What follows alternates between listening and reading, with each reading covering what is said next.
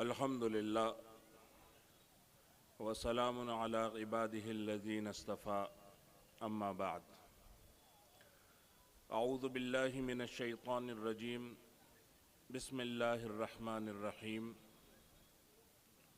قل ان کنتم تحبون اللہ فاتبعونی یحببکم اللہ ویغفر لکم ذنوبکم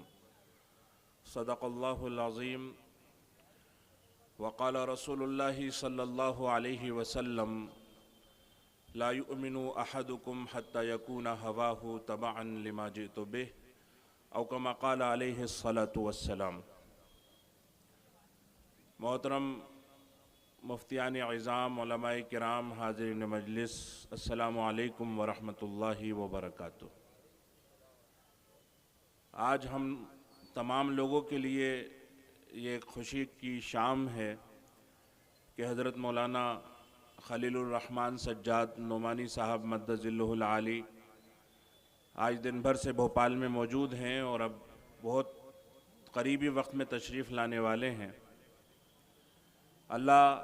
حضرت سے حقیقی استفادہ کرنے کی ہم سب کو توفیق عطا فرمائے، اور حضرت کی فکر بھی آج کل کے پس منظر میں جو ماحول ہمیں نظر آ رہا ہے وہ یہ ہے کہ ہم اپنے بچوں کی تربیت اس انداز میں کریں کہ وہ زندگی بھر کسی دوسرے فتنے، اغیار کے فتنے میں مبتلا نہ ہو،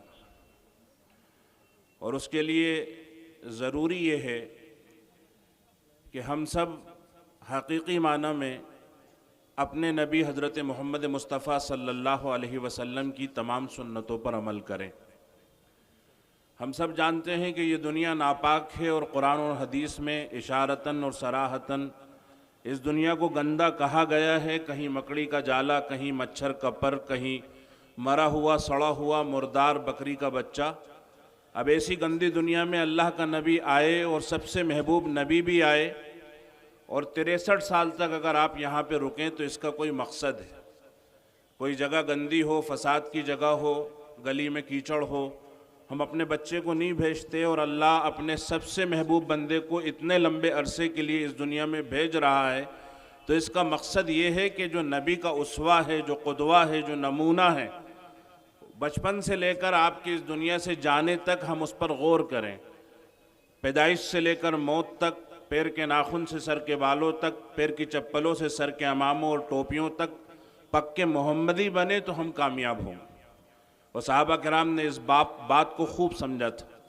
یمن کا دربار ہے، کھانا لگا ہے، کوانٹٹی ہے، کوالٹی ہے، اور ایک صحابی رسول کے ہاتھ سے نوالا چھوٹ کر گر گیا، اور وہ سنت رسول صلی اللہ علیہ وسلم کے مطابق اسے اٹھا کر صاف کر کے کھانے لگے۔ کسی نے کونی ماری، مطلب یہ تھا کہ یہاں وزراء ہیں، حکماء ہیں، رؤساء ہیں، شہزادے ہیں، شاہی دربار ہے، شاہی دسترخوان ہے، رنگا رنگ کھانے ہیں، اور پھر تم ایک نوالا گر گیا تو اس کو صاف کر کے کھا رہے ہو۔ وہ صحابی رسول تھے، حقیقی معنی میں محمدی تھے۔ انہوں نے کھڑے ہو کر یہ اعلان کیا اور غصے میں کہا، سوال کیا، اترک سنت حبیبی لہؤلاء الحمقاء، کیا میں اپنے حبیب محمد مصطفیٰ صلی اللہ علیہ وسلم کی سنت کو ان بے وقوفوں کی وجہ سے چھوڑ دوں؟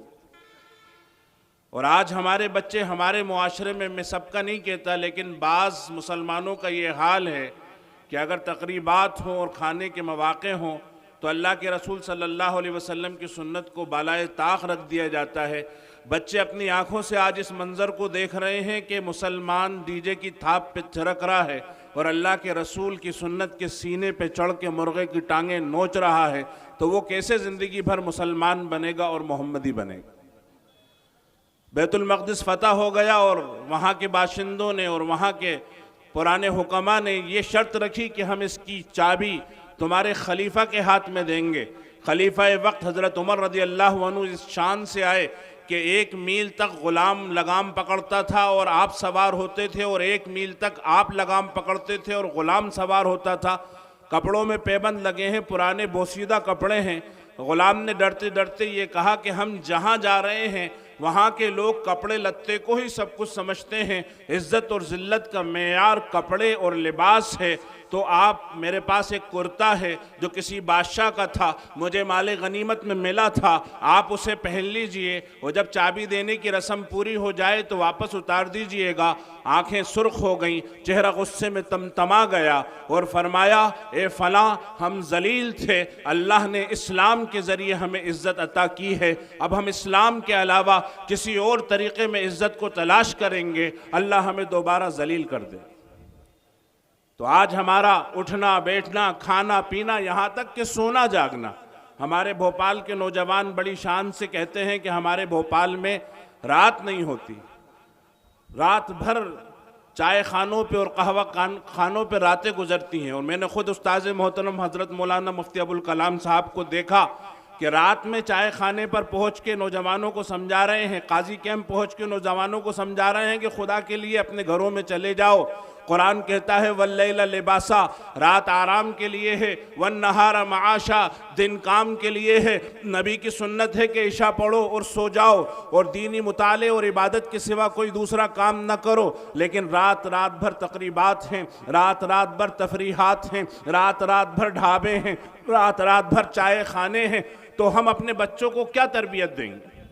وہ نسخہ جس کے بارے میں شاعر کہتا ہے اتر کر ہیرا سے سوئے قوم آیا اور ایک نسخہ کیمیا ساتھ لایا، وہ نسخہ ہمارے سامنے رکھا ہے، مریض سے سکرا ہے، مریض درد کی شکایت کر رہا ہے، مرض بڑھتا جا رہا ہے، سامنے ٹیبل پہ دوا رکھی ہے، اگر وہ کھائے گا نہیں تو شفا کیسے ہوگی؟ آج ہمارے پاس دوا موجود ہے، مکاتب کی شکل میں دوا موجود ہے، مدارس کی شکل میں دوا موجود ہے، علماء کرام کی صحبت کی شکل میں دوا موجود ہے، دعوت و تبلیغ کی شکل میں۔ اگر ہم اس دوا کو نہیں کھائیں اور جن چیزوں سے ہمیں پرہیز کرنا ہے ہم ان سے پرہیز نہ کریں تو نہ ہماری نجات ہو سکتی اور نہ ہم اپنے بچوں کو ایسا مستقبل دے سکتے کہ وہ دنیا اور آخرت میں کامیاب ہو۔ جب کوئی بچہ بگڑتا ہے تو لوگ کہتے ہیں کہ شیطان نے بہکا دیا، دوستوں نے پھسلا دیا، معاشرے نے بگاڑ دیا، لیکن اگر یہی سوال میرے آقا محمد مصطفیٰ صلی اللہ علیہ وسلم سے کیا جائے کہ یہ بچہ جو بگڑ گیا اور اس نے ایمان کو چھوڑ کر کفر کا دامن تھام لیا یہ کیسے بگڑا، آپ کا دو ٹوک جواب ہے کہ اس کے والدین نے بگاڑا۔ ہر ایک بچہ فطرت اسلام پر فطرت ایمان پر پیدا ہوتا ہے، اس کے والدین اسے یہودی نصرانی بناتے ہیں، اس کے والدین اسے مجوسی مشرک بناتے ہیں، تو پہلا الزام میرے آقا نے ماں باپ پر دیا ہے۔ آج چھوٹا بچہ جب اس دنیا کے اندر آتا ہے اس کے کان میں اذان کیوں کہی جاتی ہے، اقامت کیوں کہی جاتی ہے؟ کیونکہ روز اول سے ہی جو لفظ سنتا ہے، جو منظر دیکھتا ہے، وہ منظر اس کے دماغ کے اوپر اثر کرتا ہے۔ اگر اس زمانے میں مائیں تلاوتیں کریں اور نورانی روحانی لوریاں سنائیں، حسبی ربی جل اللہ، ما فی قلبی غیر اللہ، نور محمد صلی اللہ، لا الہ الا اللہ، اگر یہ لوریاں سنا کے اسے سلائیں گی تو وہ کہے گا سب سے پہلی بات اللہ، وہ سب سے پہلا جملہ کہے گا لا الہ الا اللہ۔ میرے آقا نے فرمایا من کان آخر کلامہ لا الہ الا اللہ دخل الجنہ، جس کی آخری بات لا الہ الا اللہ ہوئی وہ جنت میں جائے گا۔ اور ایک روایت میں فرمایا من کان اول کلامہ و آخر کلامہ لا الہ الا اللہ دخل الجنہ، جس کی پہلی بات اور آخری بات لا الہ الا اللہ ہوگی وہ جنت میں جائے گا۔ آخری بات لا الہ الا اللہ ہو، اس کے لیے تو ضروری ہے کہ ہم ایسے عمل اختیار کریں، ایسا اخلاق اختیار کریں، ایسی زندگی جئیں کہ مرتے وقت زبان پہ کلمہ ہو، لیکن پہلی بات لا الہ الا اللہ ہو۔ اس کے ذمہ دار ماں باپ ہیں۔ اس زمانے میں بچہ اگر میوزک سنے گا، فلمی ڈائلاگ سنے گا، ڈانس اور ناچ گانے دیکھے گا تو وہ پھر سب سے پہلے تھرکے گا اور سب سے پہلے وہ غیر اللہ کی باتیں کرے گا۔ اسی لیے اللہ کے نبی نے اہتمام سے فرمایا بچے 7 سال کے ہو جائیں انہیں نماز پڑھنے کا حکم کرو، 10 سال کے ہو جائیں نماز نہ پڑھنے پہ مارو۔ ایک طرف تو ہماری زندگی میں کوئی دعوت ان کے لیے نہیں ہے، عام طور پہ اکثر لوگوں کی زندگی میں بچوں کے لیے کوئی دعوت نہیں ہے، خود کا طرز عمل ایسا نہیں ہے، شادی بیاہ کا طریقہ ایسا نہیں ہے، اور دوسری طرف باطل کی دعوت موبائل کی شکل میں آج گھر گھر کے اندر داخل ہو گئی ہے۔ ہم یہ دعویٰ کرتے ہیں کہ ہم بہت بہت ہی اللہ والے ہیں، وہ کوئی غیر محرم ہمارے گھر میں نہیں آتا، لیکن غیر محرم کا نظام موبائل کے ذریعے ہمارے گھر میں داخل ہو جاتا ہے۔ ہمارا بچہ کوئی بے حیائی کے منظر کو نہیں دیکھتا،